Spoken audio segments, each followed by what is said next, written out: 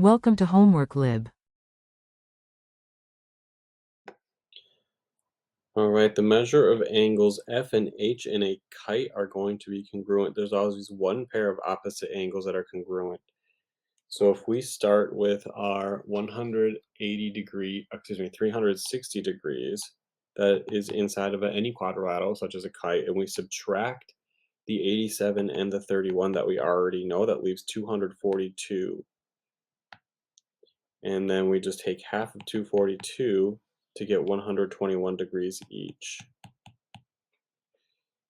Again, with a kite, angles W and U are congruent, so that's 65.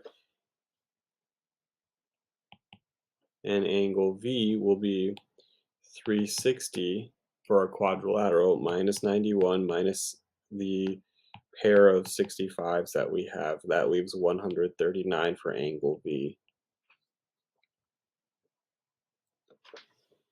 In kites, diagonals, one pair of diagonals is congruent, or not, how should I say this? One pair of diagonals is bisected. What we would know here is that angle 4 would be 90 degrees. Then I'm not going to necessarily do these in order, but then angle 7 would be 43 degrees. Angle 6 can be found by completing a right triangle. 90 minus 43 is 47 degrees for angle 6. Angle 3 would be the same. Then we've got right angles all around here. Okay. And so angle 5 would also be 18 degrees. And angles 1 and 2 would be the same. Complete the right triangle. 180 minus 90 minus 18 will leave you 72 degrees for angle 1 and 2. Similarly, in number 4, if we know the measure of angle ABC is 70, then that's going to be 35 for each angles 2 and 3. And if angle ADC is 46, that's going to leave 23 degrees for each angles 8 and 9. And now angle 4 is 90, and we can start completing right triangles. Angles 1 and 5 would be 55 degrees each because they have to complete a right triangle, which has 180 degrees. And angle 6 and 7 would be congruent. They have to complete right triangles with a 23-degree angle, and that would make each of them 67 degrees. Now on to sides. If QR is 13 and PT is 8, find QT.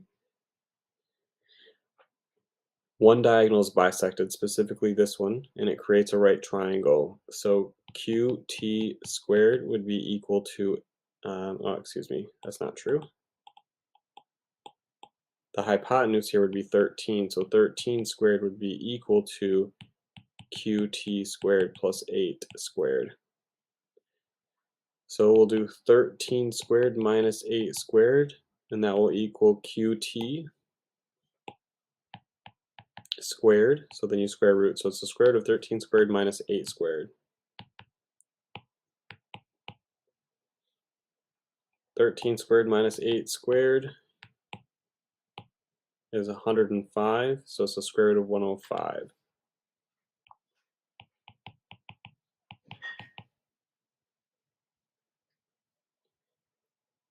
If Km is 52, then each side is 52 divided by 2, or 26. If NL is 33, then we can find LM, which would be the same as LK, by completing a right triangle.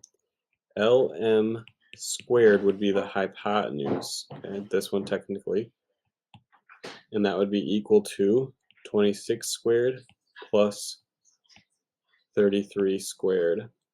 And so LM would be equal to the square root of 26 squared plus 33 squared. 26 squared plus 33 squared is 1765. And the square root of 1765 is about 42. So we're going to say LM is about 42. And the square root of 105, by the way, if you're rounding, is about 10.2.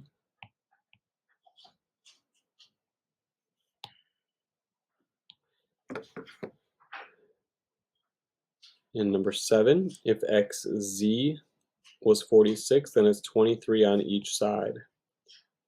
If WR is 21, let's find WX by completing a right triangle here. WX would be the hypotenuse, so WX squared would be equal to 21 squared plus 23 squared. So WX would equal the square root of 21 squared plus 23 squared. And the square root of 21 squared plus 23 squared is about 31.1.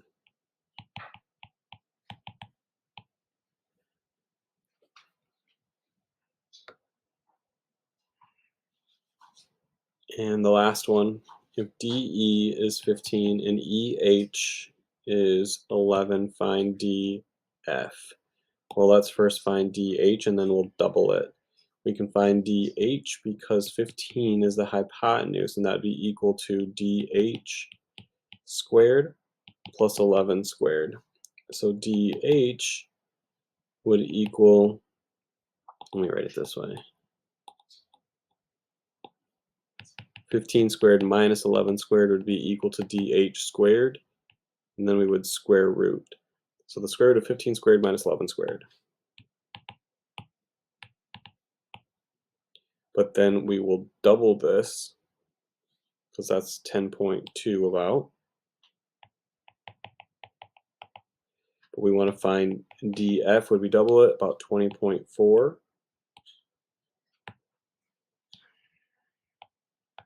For the full DF diagonal.